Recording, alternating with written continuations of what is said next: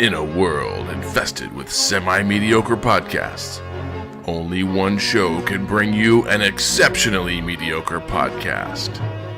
It's the Indispensable Thursday Show with Sable and Dave.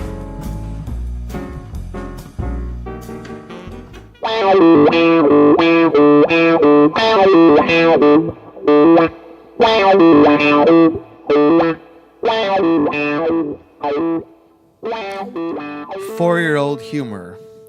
He said, I had a little dreidel. I ate it all up.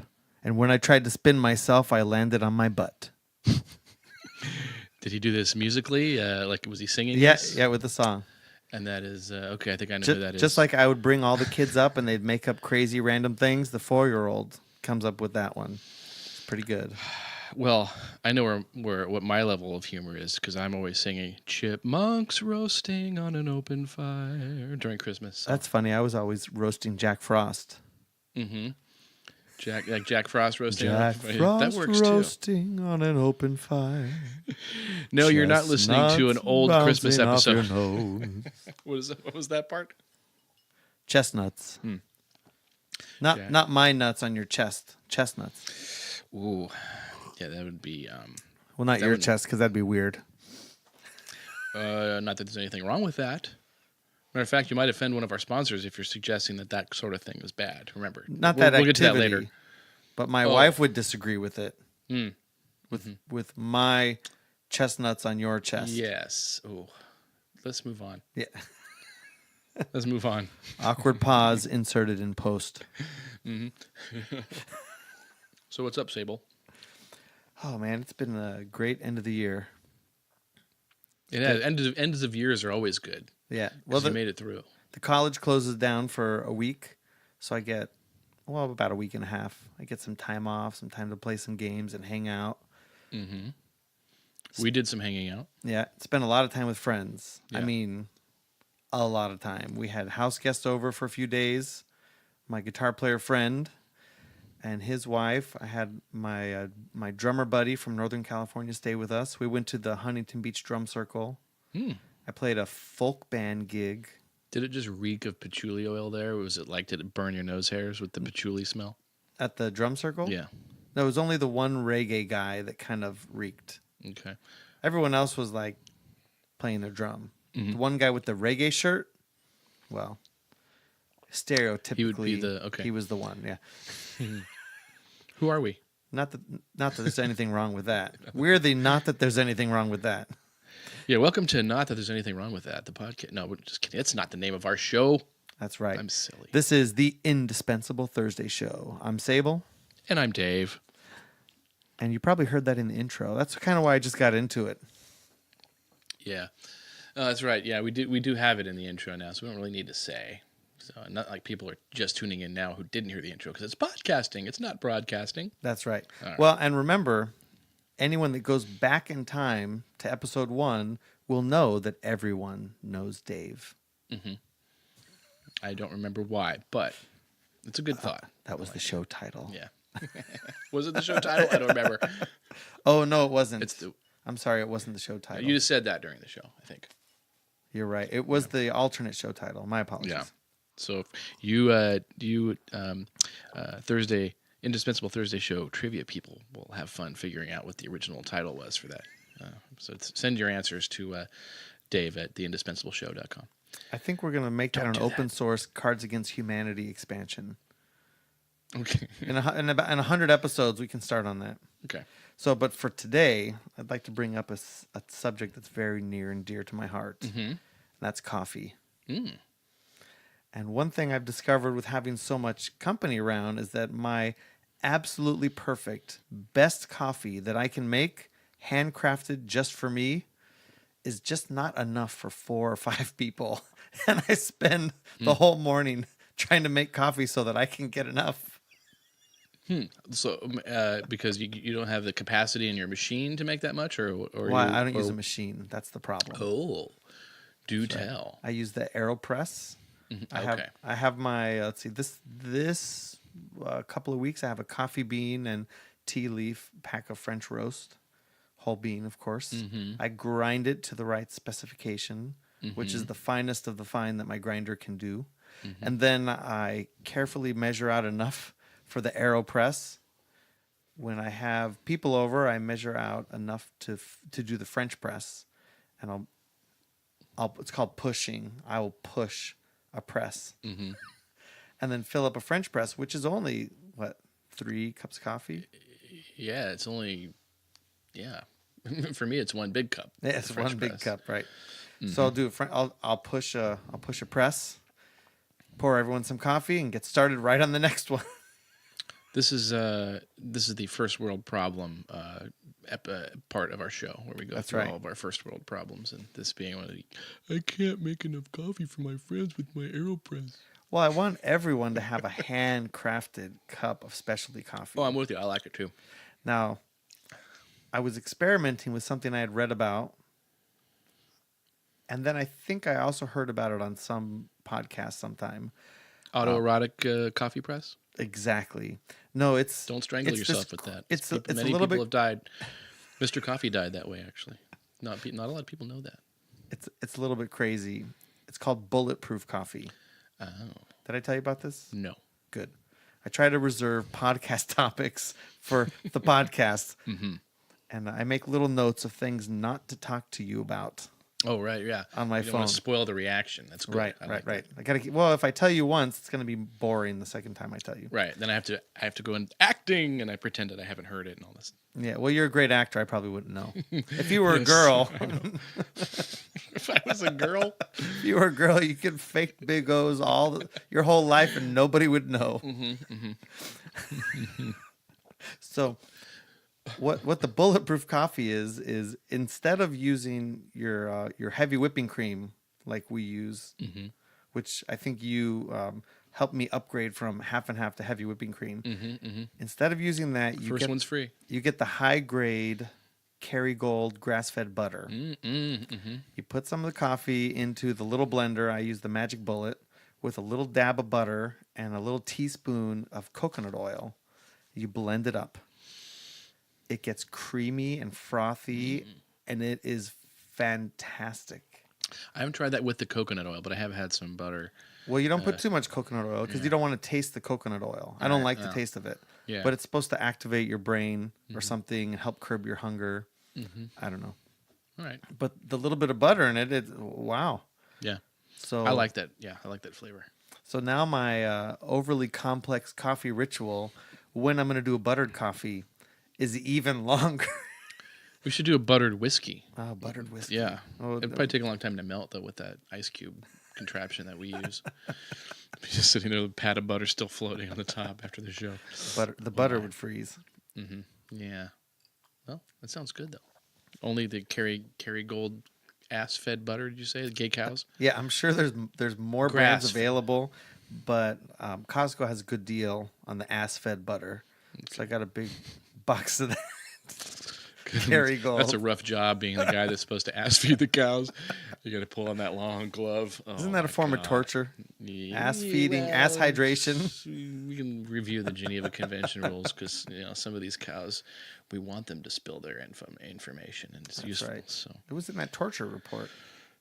yeah, Some cows just don't want to give up the milk, so you have to force feed them. I'm sure that's the they case. think they're better than us. These freaking cows. Maybe in a past life they were. I think vegetarians think cows are better than this. I always ask vegetarians. Always, for the purposes of this show, I always ask vegetarians, the ones who are sort of militant vegetarians out of principle, like they don't want to, cause grief to animals. And I always say, God, I hope I haven't said this on the podcast before because that'd be really embarrassing. But I always say, what do you have against cows? Why do you want them to die a horrible death in the wild, being torn apart by wolves while they're still alive? As opposed to the clean, quick death we give them with the bolt to the head or whatever it is. The gun, I don't know what they use now, electrocution, but it is quick. Have you ever seen a cow or a horse? I saw a horse get killed in a French movie. It was like a what do they call those places that butcher meat? What do they call it? Slaughterhouse? Yeah, slaughterhouse. They used that bolt thing on this horse, and it was a big horse, and this thing just instantly dead. The legs just folded up underneath, slammed to the ground, dead instantly. So I always ask him, why do you want cows to be tortured? Because I think they have this romanticized view of cows, like they're gonna be sitting around with their little cow grandchildren with a blanket around their lap, over their lap in the rocking chair, telling stories about when he was a little calf. No, they don't Smoking a die. big They don't get cigar. old and die. They get torn apart by wild. The wild, that's their death. At least we kill them quick, and we eat them. When I was a teenager, I worked at the best place you could possibly work at in the high desert. Like maybe the number 2 possible job you could get as a teenager. I worked at McDonald's. The only better place really was In-N-Out. But Oh, it was yeah. really far away. You couldn't make the cut for In-N-Out. Huh? That's like No, I an could have made extra. it. I couldn't make the bike ride. It was like 15 miles. Listen to elite burger flippers, those In-N-Out. They people. were are, actually. really far away. Hour and a half bike ride. Yeah, High it was too desert. far. What city was this? High desert area. What? That was in Hesperia. Hesperia. That's Oh, right. you know that area. Okay. I So know it overly well. I know Apple Valley a little bit. So. I rode my bike on every street in Hesperia, Apple Valley, and Victorville. Wow. So So sorry.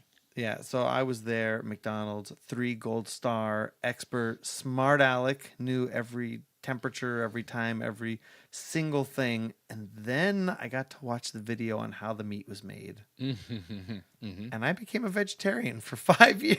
5 years. From that moment, I could not eat meat. It took 5 years till I was in the Army. And then we started barbecuing steak. And I said, that's what I need. That's what my life's been missing. Damn straight. I think I've had Wow. one McDonald's hamburger in the last 30 years.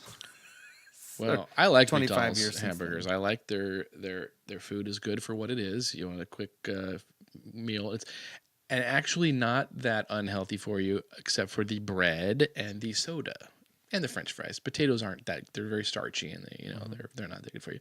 But as far as like if you just eat a protein style quarter pounder with cheese, nothing wrong with that. It's fine. Well, I guess my argument is whether you consider it food or not. Yes, I do. I mean, you can sustain yourself on that. Sure. Of course it's food. It's yummy food. My body's built on double quarter pounders with cheese.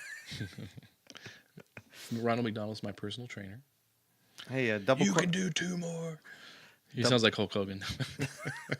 double quarter pounders were a special favorite of mine as a teenager. Oh, yeah. I could eat 2 double quarter pounder king size meals Wow. in one sitting. I probably could do that too.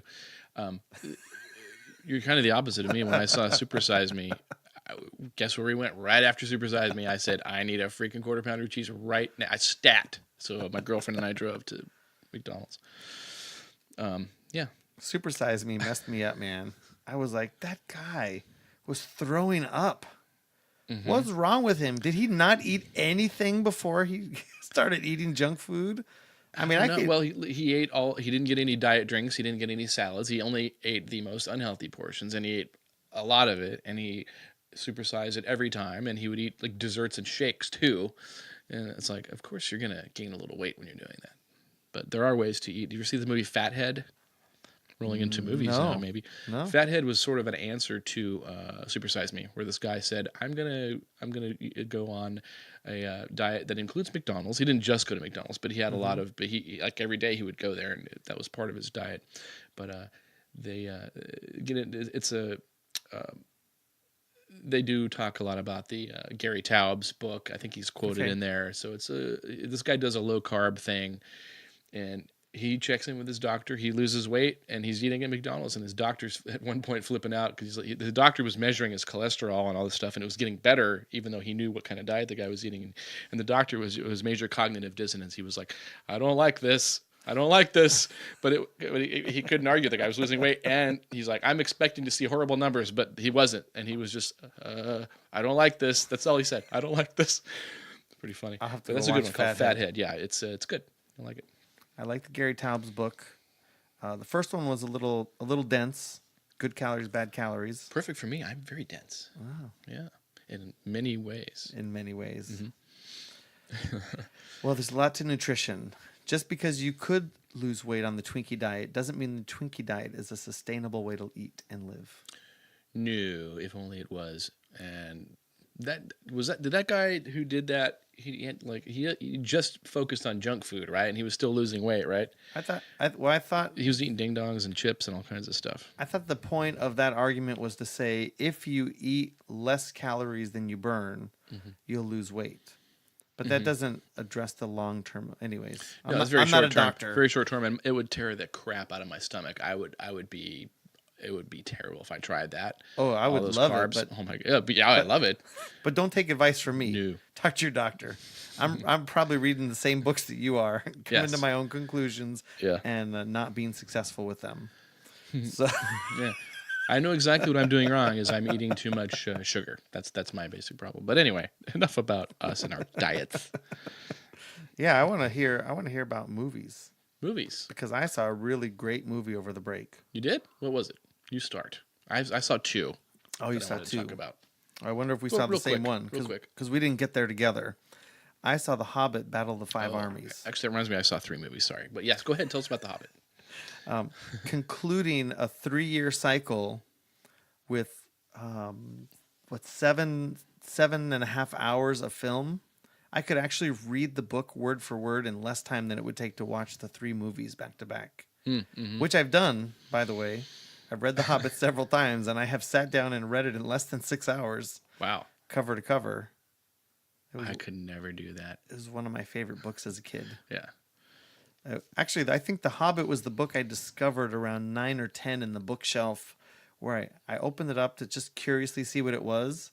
And the whole day passed into the night, sitting by the lamp, reading to find out what finally happened with Smaug and the dwarves and the battle. And so I thought it was an enjoyable expansion on the story.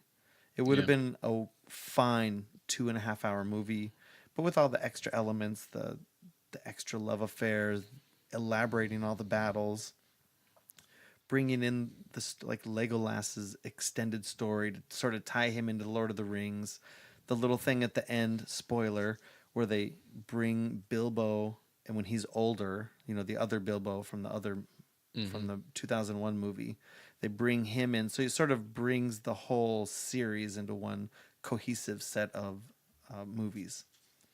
I thought Very it was good. well done. I enjoyed it. You didn't hate all the stuff that was added in by Peter Jackson to sort of the filler, as a lot of people call it. I thought it was fine. I thought it was okay too. I didn't see that last movie though. Just for the record. Throughout the 3 movies, I mean, I could probably nitpick a thing here or there, but in general, I think that what was added was either taken or inferred from the extended story. You go back to the Silmarillion, or taken from things that were referenced to later on in Lord of the Rings, because he left out a lot of stuff in Lord of the Rings.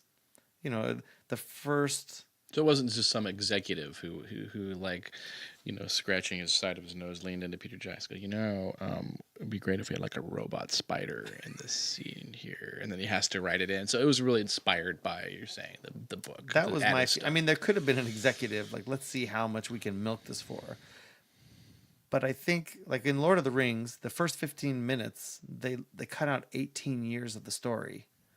And I was just so affronted that they cut out such a long, important time in Frodo's friendship that I couldn't get over it. I had to watch the movie a couple of times to get past that. Like, what was so important to me wasn't important to the story. But in The Hobbit, I thought the story was really served by this extra storyline. Not just the story of the Hobbit and the dwarves, but the story of the ring.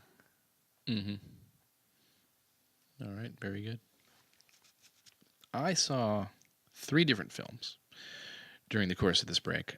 First one I saw was Imitation Game. I managed to go see. We were going to try it, but it didn't happen. Sorry, I couldn't make that. That's still on my list to go see. It was quite a fantastic film. Benedict Cumberbatch, fantastic. It's the story of. By the way, I wish we could get Scarlett Johansson and Benedict Cumberbatch to start dating, so we can call them Scumberbatch. Did I talk about that before? I might have mentioned that in the last podcast. Scumberbatch would be awesome. Celebrity, it's like super couple name. But it's the story of in World War II.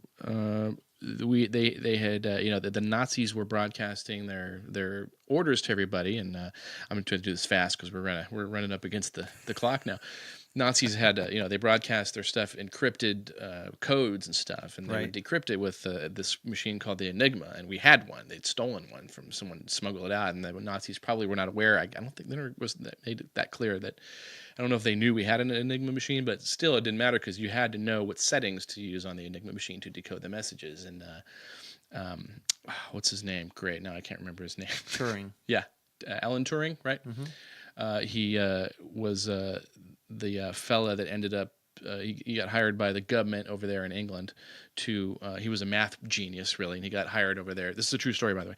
So he got hired over there to try to figure out how to crack the Nazi code. And but Alan Turing also was gay, which was a big problem back then in Britain. No-no. It was a big no-no to be gay, and if it was found out, he'd be arrested, thrown in jail, he'd be thrown off the project. So the movie really, thematically, it's about secrets. And when someone is the keeper of certain knowledge, they have power. And sometimes it's not pretty. I mean, there's this great scene in the movie after they do crack the code, everybody.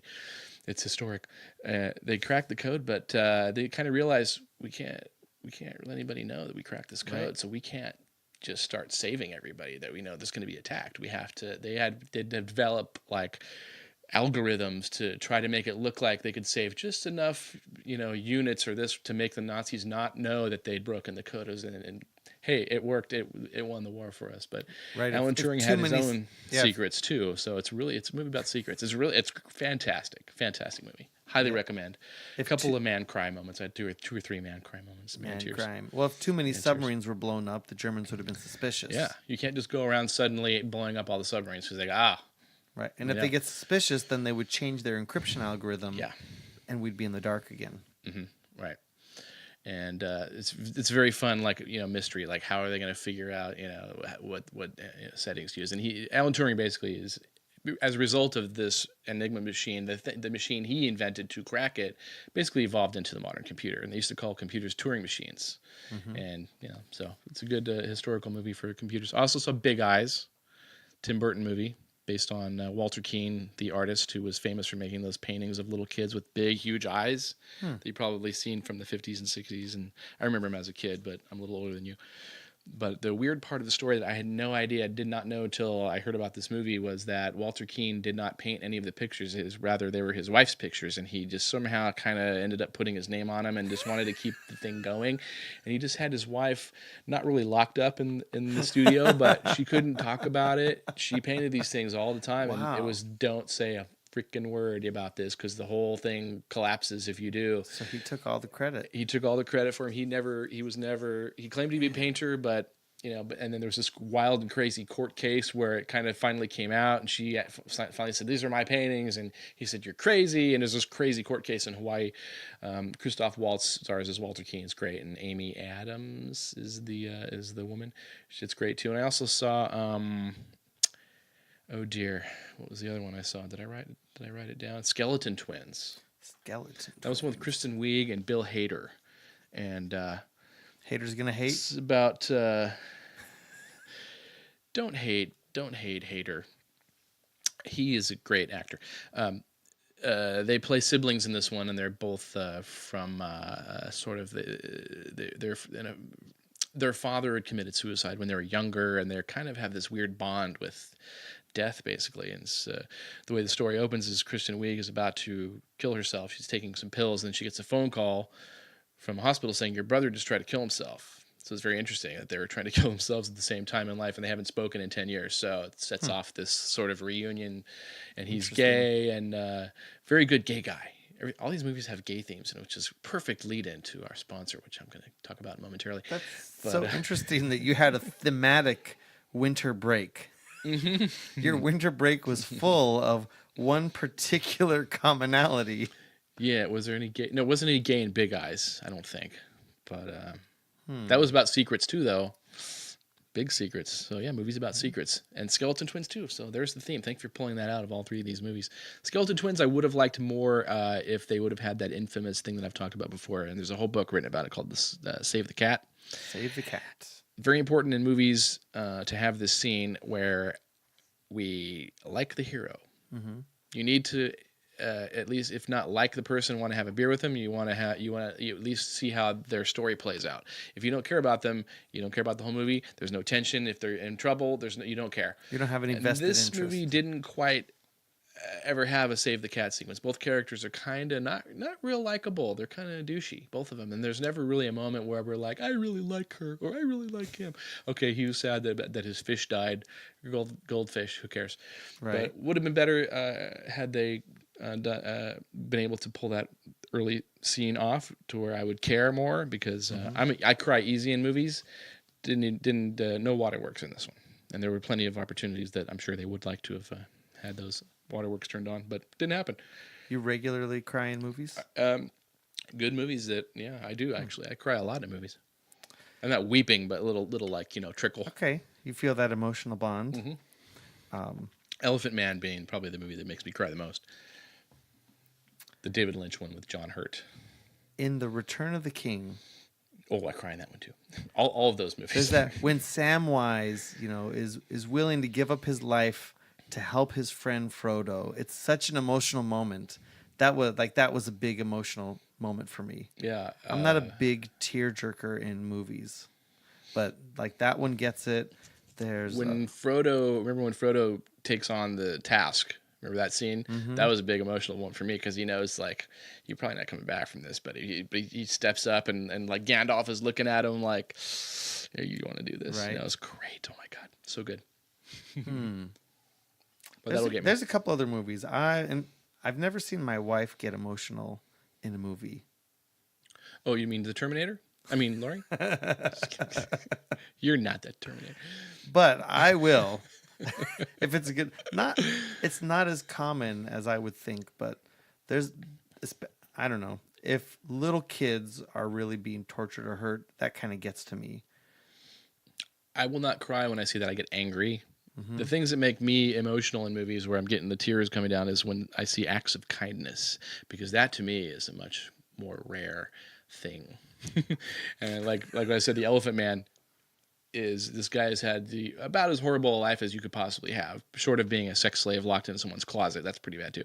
But Elephant Man being disfigured and being, a sideshow freak and never having anybody who loved him, and then suddenly he's plucked out of this horrible misery and people are nice to him, and it rips my freaking heart out. It's amazing, and it's so well done too. Earlier David Lynch movie from the 80s. Yeah, check it out. Produced by Mel Brooks, oddly enough, and there's not a laugh in the whole movie. Not a laugh in the whole I don't know movie. if there might be a couple, but not really. Well, did you see Life is Beautiful? Oh yeah, that one gets me too. Well, I went to visit a friend in Germany, and we were just sharing about stuff, and she said, well, have you seen this movie, Life is Beautiful? And I'm in Germany, and she puts this movie on, and I lost it. She's like, what's wrong? What's wrong? Are you okay? She had to ask you what's wrong? I was like, you got to pause the movie. I mean, this is the most heartbreaking thing I've ever heard of in my life. Sort of, but it's also the story of like the greatest dad who ever lived, and that is Right. his I mean, that is like such a selfless thing that he did for his son. It's just like, Right. wow, holy Christ. Telling him about how it's a game, and they got to hide, and ultimately sacrificing himself to save his kid. Yeah. Like that movie really, I'd say Life is Beautiful kind of messed me up for life. In a good way or bad way? In a good way. Good. Opened up my mind a little bit. Well, movies are important. They are. They teach us. You can learn a lot. I think the Bible is the ultimate movie. It just happens to be a wise. It's a collection. To me, I'm not a religious person. It's just a collection of little movies that you should learn from, because they're made by wise people. They're trying to teach you something. This is what I get. Right. I get the same thing out of movies. Like that's a beautiful lesson to learn from Life is Beautiful. But I can't take those heavy movies all the time. No. Most of the time I want to watch a stupid comedy. Although I haven't seen The Interview yet. I heard it's pretty awful. But I heard it's going to be like a silly, stupid movie. We're going to sit back and have dumb laughs at a dumb movie, and that'll be fine. Yeah, I'll probably check that out at some point. I think I will. And I'll bring it to the listeners. Did you know we have a sponsor, by the way, Sable? Actually, I was pretty excited to hear about that. Yeah, it's our very first sponsor, and it's for a movie that's coming out. And I don't know, should I set it up? I don't think I should need to set it up. Actually, it's No, let's listen to pretty it. self-explanatory. Roll the trailer. Listen to me, Tony. Listen to me. This will be taken care of. Who do we got? I got a guy. Who? He's good. He's just Just what? What's his name? he's not what you'd normally expect in this line of work. Hey! Yes, you, Mr. White Sox with a black suit. Mr. Sebastiano was so not pleased with the way your last transaction was handled. He was like the exact opposite of happy. I've been sent to clean up the mess. So it's sort of like Molly Maids, but with a gun. A really big gun. Well, I have a really big gun, too. Oh, okay, no, see, I'm just here to torture and kill you. It's strictly business. Please, just kill me. Like the genie said, your wish is my command. Bruce Hardiswood, gay hitman, putting the ass back in assassin. Bruce Hardiswood. Hard as wood? Hardiswood. And, oh my God, I never even thought of that. Hard as wood. That is hysterical. But no. I wish, by the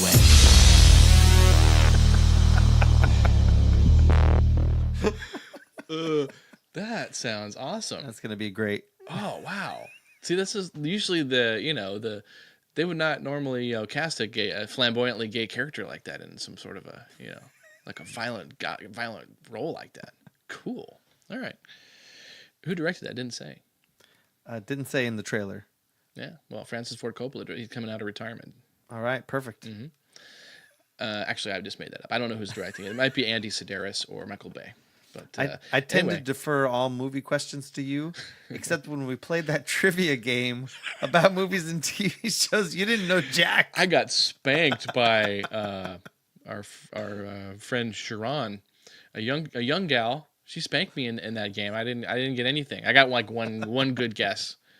I was up on you on movie trivia, and I had no idea what was going on. I know. In my defense, I will say that the questions were really hilarious. They're just about completely random movies that you have no reason to remember, like Marley and Me. Why would you remember that movie? Or, Never even heard of it. Yeah, it's not like they didn't. It wasn't questions about the Oscar winner from 1950 or whatever, or A Place in the Sun or All About Eve. No, it's just random. Like you're saying, some intern working at the game place just randomly pulled up on IMDb or whatever she had happened to watch on her Netflix and just pulled up trivia about some random movie. It's like, who would bother to remember anything about Marley and Me? So in my defense, I will say, and I was drunk. So there you go. Well, I'd like to thank our sponsor, the Bruce Hardiswood movie. Yeah, there's no website to go to yet. I think they're setting it up. I don't know what's going on with that, but we'll post a trailer on. Just look for the trailer on YouTube. We'll have a link to it from our website at theindispensable.show.com. And that's Bruce Hard as Wood. No, right? it's Hardiswood. Oh, that's weird. I already do a good impersonation of him. The narrator, the trailer guy. It sounded a lot like he was the same guy that did our intro. I think weird. It's got a good voice. Yeah, the guy's got it. Yeah. He's got like golden tonsils, that guy. Okay.